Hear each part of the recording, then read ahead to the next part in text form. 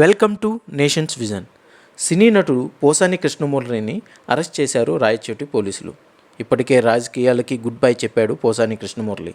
అయితే గతంలో AP CM Chandrababu నాయుడిని, డిప్యూటీ సీఎం పవన్ కళ్యాణ్ని, మంత్రి లోకేష్పై పోసాని అనుచిత వ్యాఖ్యలు చేశారు. పోసాని చేసిన అనుచిత వ్యాఖ్యలకు కారణంగా ఏపీలో చాలా చోట్ల కేసులు నమోదయ్యాయి.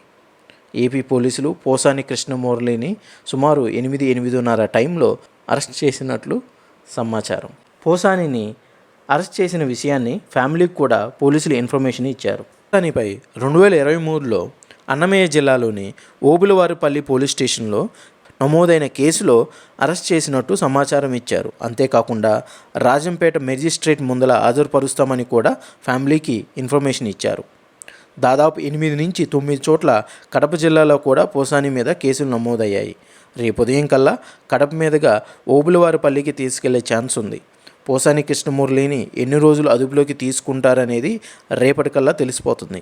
మొత్తం ఆంధ్రప్రదేశ్లో 27 వరకు కేసులు నమోదైనట్లు సమాచారం. టీడీపీ నేత బండారు వంశీకృష్ణ ఇచ్చిన ఫిర్యాదుతో పోసాని మీద సిఐడిలో కూడా కేసు నమోదైంది.